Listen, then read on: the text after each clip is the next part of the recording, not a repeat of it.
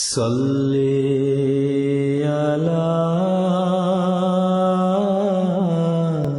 السلام علیکم ورحمۃ اللہ وبرکاتہ۔ اللہم صلی علی سیدنا محمد وعلی آل سیدنا محمد وبارک وسلم۔ اپنی گفتگو کو وہیں سے شروع کرتے ہیں جہاں پچھلی قسط میں ہم نے اختتام کیا تھا، اور ہم بات کر رہے تھے غزوہ خندق کی۔ اور غزوہ خندق میں کل مسلمانوں کے شہداء کی تعداد 6، اور کچھ زخمی ہوئے تھے، جن میں ایک بہت مشہور صحابی سعد بن معاذ بھی شامل تھے، جنہیں تیر لگا تھا اور ان کا وہ اس سے زخمی ہوئے تھے۔ اس کے بعد جب اللہ تعالیٰ نے اپنے فرشتوں سے اور اپنے جو دیگر طوفان اور باد و باراں جس کے ذریعے سے، جو سب اللہ تعالیٰ کے کارندے ہی ہیں ایک طرح سے، اس کے ذریعے سے مسلمانوں کی مدد کی، اور وہ کفار جو تھے وہ اپنے کیمپس جس میں وہ ٹھہرے ہوئے تھے اسے چھوڑ کے، اور وہ چلے گئے واپس۔ جو بڑا لشکر لے کے آئے تھے 10,000 کا، وہ ان کے کسی کام نہ آیا۔ اب جب یہ اختتام ہوا اور رسول اللہ صلی اللہ علیہ وسلم کے ساتھ دیگر اصحاب وہاں سے ٹرنچ سے یا اس خندق سے رخصت ہونے لگے، تو آپ صلی اللہ علیہ وسلم نے فرمایا کہ اس کے بعد یہ کفار تم پر حملہ آور نہیں ہوں گے، بلکہ اب ہم ان پر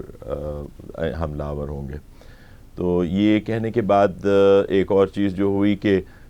ظہر کی نماز کے بعد آپ صلی اللہ علیہ وسلم جب واپسی کی تیاری کر رہے تھے، تو جبریل علیہ السلام تشریف لاتے ہیں اور آپ صلی اللہ علیہ وسلم سے کہتے ہیں کہ کیا آپ نے اپنے ہتھیار رکھ دیے ہیں؟ تو رسول اللہ صلی اللہ علیہ وسلم بتاتے ہیں کہ ہاں، اب جنگ تو ختم ہو گئی، لیکن جبریل علیہ السلام کہتے ہیں کہ ہم نے ابھی اپنے ہتھیار نہیں رکھے ہیں، اور ہمیں حکم ہے کہ ہم جائیں بنو قریظہ کی طرف، یعنی جس کی وجہ سے یہ ساری کیمپین اور پاسبل ہوئی تھی کہ یہ کولیشن بنا تھا، جس کا مرکز جو تھا وہ وہی بنو قریظہ تھے، ایک جو آخری جو قبیلہ تھا یہود کا جو مدینے کے قریب آباد تھا، اور جن کے ساتھ ایک پیکٹ تھا، ایک معاہدہ تھا مسلمانوں کو، لیکن اس کو انہوں نے اس کا احترام نہیں کیا، اور اس پورے کولیشن کو بنانے میں اور اس کیمپین میں انہوں نے بالکل ہراول دستے کا کردار ادا کیا، اور ان کو جو بھی حملہ آور تھے ان کو ہر طرح کی مدد پہنچائی۔ تو جبریل علیہ السلام یہ کہتے ہیں کہ ہمارا مشن ابھی ختم نہیں ہوا، ہمیں جا کے ابھی ان کو جھنجھوڑنا ہے اور ان کے قلعوں کو جو ہے وہ ہلانا ہے۔ تو رسول اللہ صلی اللہ علیہ وسلم حکم دیتے ہیں اپنے صحابہ کو کہ تم میں سے کوئی عصر کی نماز نہ پڑھے جب تک وہ بنو قریظہ نہ پہنچ جائے۔ اب وہاں سے بنو قریظہ کے لیے قافلے نکلتے ہیں، اور علی لیڈ کرتے ہیں اس کو رضی اللہ تعالیٰ عنہ، اور جو سوار ہیں مسلمانوں کے وہ چلتے ہیں۔ راستے میں وہ ایک جگہ کسی سے یہ دریافت کیا جاتا ہے، مسلمان یہ دریافت کرتے ہیں کہ رسول اللہ صلی اللہ علیہ وسلم جس کنٹینجنٹ کے ساتھ جا رہے ہیں، وہ دریافت کرتے ہیں کہ کیا تم نے اس راستے سے کسی کو گزرتے دیکھا؟ تو وہ بتاتے ہیں کہ دحیہ الکلبی ابھی ایک گھوڑے پر یہاں سے تشریف لے گئے ہیں۔ تو یحییٰ الکلبی یہ وہ ایک جیسے جبریل علیہ السلام مختلف صورتوں میں آپ صلی اللہ علیہ وسلم کے پاس آتے تھے وحی کے لیے، تو اس میں سے ایک صورت یہ تھی کہ وہ انسان کا روپ دھار کے اور وہ تشریف لاتے ہیں، جیسے مشہور حدیث جبریل کے اندر وہ جو سوالات ہیں پورے، اس میں جب جبریل علیہ السلام اور رسول اللہ صلی اللہ علیہ وسلم کے پاس آئے تو یہی معاملہ تھا کہ وہ ایک انسانی شکل میں آئے تھے، اور یہ دحیہ الکلبی ایک شخص تھے جن کے نام سے یعنی جن کا روپ دھار کے اور جن کے روپ میں وہ تشریف لاتے تھے جبریل علیہ السلام۔ تو جب آپ صلی اللہ علیہ وسلم کو یہ پتہ چلا تو انہوں نے کہا کہ جبریل علیہ السلام تھے جو اس طرف گئے۔ تو کہنے کا مقصد یہ کہ یہ سارے وما یعلم جنود ربک الا ہو، یعنی اس کے جو لشکر ہیں اللہ تعالیٰ کے، جیسے ہم نے کہا کہ وہ ونڈ ہو، پانی ہو، وہ جس سے چاہے وہ کام لے لیتا ہے، اور فرشتے اس کی ایک خاص فرائض اپنے انجام دیتے رہتے ہیں اللہ تعالیٰ کے حکم کے مطابق، اور یہ بھی اسی کے ان جنود میں سے اور ان لشکروں میں سے جو ہمیں نظر نہیں آتے۔ اور مسلمانوں کو ان کی اعانت حاصل تھی، اور بعد میں بھی مسلمانوں کو رسول اللہ صلی اللہ علیہ وسلم کے دور میں تو بالخصوص جس پہ پہچانے بھی جاتے تھے، لیکن بعد میں بھی یہ اعانت بدستور ایسے موقعوں پہ مسلمانوں کے لیے اللہ تعالیٰ مہیا کرتا ہے جب دیگر عوامل اور دیگر جو ان کے ٹیسٹ ہیں اس میں مسلمان پورے اترتے ہیں۔ اب یہ ایک اور اس میں مسئلہ یہ کہ کچھ لوگ تھے جنہوں نے رسول اللہ صلی اللہ علیہ وسلم کی جو حکم تھا اس کو لٹرلی فالو کیا، اور کچھ لوگ تھے انہوں نے کہا کہ نہیں، کیونکہ عصر کی نماز کا وقت گزر رہا ہے تو انہوں نے عصر کی نماز پڑھ لی، اور پھر وہ روانہ ہوئے کہ ان کا خیال یہ تھا کہ اللہ کے رسول نے صرف اس وجہ سے یہ بات کی کہ عصر کی نماز وہاں جا کے پڑھیں، کہ ان کا مقصد یہ تھا کہ اس میں تیزی دکھائے اور جلدی جائے، بجائے کہ لٹرل میننگ تھا۔ کچھ لوگ تھے انہوں نے بالکل لٹرل میننگ کو فالو کیا، اور ان لوگوں کی نماز جو ہے وہ کہا جاتا ہے کہ شام کی آخری نماز کے بعد انہوں نے عصر کی نماز ادا کی، یعنی مغرب کی بھی بعد انہوں نے ادا کی انہوں نے، اور اس کی اللہ تعالیٰ نے کسی ان کے جو دونوں طرح کے جو بیہیویئر تھے اس کو کسی کو بھی یعنی ان کو اس کا سزاوار نہیں ٹھہرایا کہ اس میں کوئی ان سے غلطی ہوئی ہے۔ تو وہاں پہ یہ بنو قریظہ میں پہنچتے ہیں، اور بنو قریظہ میں ایک جو واقعہ ہوا تھا آپ کو ہم نے پچھلی سیگمنٹ میں بتایا تھا کہ جب نعیم ابن مسعود جو غطفان کے ایک تعلق رکھنے والے ایک صحابی تھے جو ایمان لے آئے تھے، جنہوں نے اپنی خدمات پیش کی، تو پھر رسول اللہ صلی اللہ علیہ وسلم نے انہیں ایک پروجیکٹ دیا تھا کہ آپ جا کے ان کے درمیان جو مسلمانوں کے خلاف اکٹھا ہوئے ایک تفریق ڈالنے کی کوشش کریں۔ This was part of the plan. تو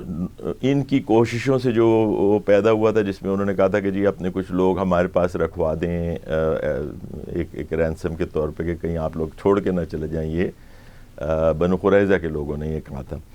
تو جو بڑا مشہور نام بار بار آ رہا ہے جس کو ہم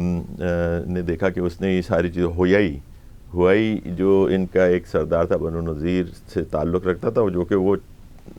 اپنا جو کچھ ان کے ساتھ ہوا یا اس کا بدلہ لینا چاہتا تھا، تو اس نے اس کو ڈیفیوز کرنے کے لیے، یہ جو معاملات خراب ہو رہے تھے، اس نے کہا کہ ٹھیک ہے، میں تم سے یہ وعدہ کرتا ہوں کہ میں تمہارے قلعے میں آ کے اگر ایسا کچھ ہوا تو میں تمہارے ساتھ اس قلعے میں موجود ہوں گا جب تک ہمارے قسمت کا فیصلہ نہیں ہو جاتا۔ اگر غطفان اور قریش واپس بھی چلے گئے تو میں اس کی ذمہ داری لیتا ہوں۔ تو وہ بہرحال ایک مسٹرسٹ تو ڈیولپ ہو گیا تھا، لیکن اس نے اس طرح کاؤنٹر کرنے کی کوشش کی، اور وہ خود جو ہے وہ بھی اس وقت جب بنو قریظہ کا محاصرہ کرنے کے لیے رسول اللہ صلی اللہ علیہ وسلم وہاں پہ پہنچے تو وہ اس قلعے میں موجود تھا۔ اب یہ ہوا کہ معاملہ کہ ان کے ساتھ کیسے معاملہ کیا جائے، وہ تو محصور ہو گئے تھے، لیکن ظاہر ہے انہیں پتہ تھا کہ کوئی نہ کوئی ان کے ساتھ ایگریمنٹ کرنا پڑے گا، ورنہ معاملات جو ہیں وہ سدھریں گے نہیں۔ تو اسد ابن اشرف یہ ایک ان کا سردار تھا، جس نے ان کو کہا کہ بھئی تمہارے پاس 2-3 راستے ہیں۔ ایک راستہ تو یہ ہے کہ تم محمد کی رسالت کو قبول کر لو، اور کیونکہ یہ اسی لائن اور اسی طریقے پہ آپ کے پاس آئے ہیں جیسے کہ موسیٰ علیہ السلام آپ کے پاس ایک میسج لے کے آئے تھے جن کو ہم فالو کرتے ہیں، تو ہم سب ان کی پیروی کرنے کے لیے تیار ہو جائیں۔ تو ظاہر ہے کہ اکثر لوگ جو تھے وہ ان کے سرداران وہ تیار نہیں ہوئے۔ دوسرے آپشن جو تھا وہ اس نے یہ پیش کیا کہ دوسرے آپشن کے طور پہ آپ ہم باہر نکلیں اور ان کے ساتھ ایک مقابلہ کریں، اور جو پھر ہوتا ہے دیکھا جائے گا، یعنی اگر ہم اپیرنٹلی تو یہ نظر آ رہا ہے کہ ہم ہار جائیں گے، لیکن ہم ایک جنگ کر کے اور اس سے پہلے ہم اپنے عورتوں کو اور بچوں کو قتل کر دیں، تاکہ پھر جب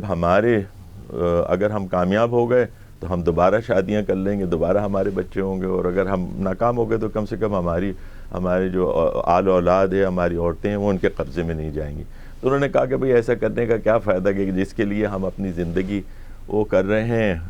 وہی سب کچھ ختم ہو جائے، تو ایسے میں یہ تجویز ان کو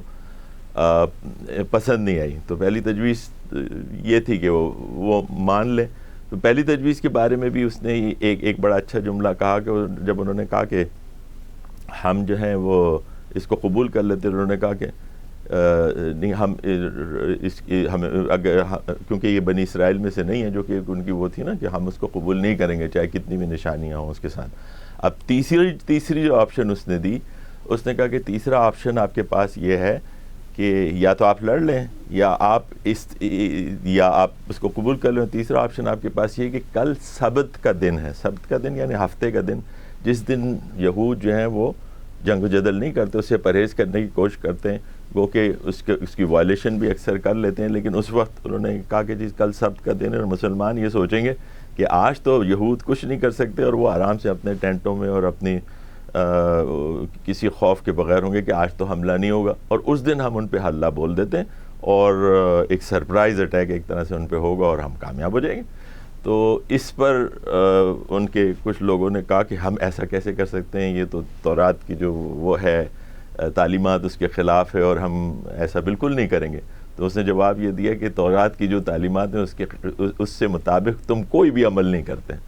تو تم اس کے اوپر آ کے جو ہے اتنا بڑا اسٹینڈ لے رہے ہو. تو یہ ایک طرح کے ان کے اندر وہ چل رہے تھے کہ یہ مشاورت ہو رہی تھی کہ ان سے کیسے ڈیل کیا جائے گا. پھر اگلے قسط میں ہم دیکھیں گے کہ ایکچولی ڈیل کس طرح ہوئی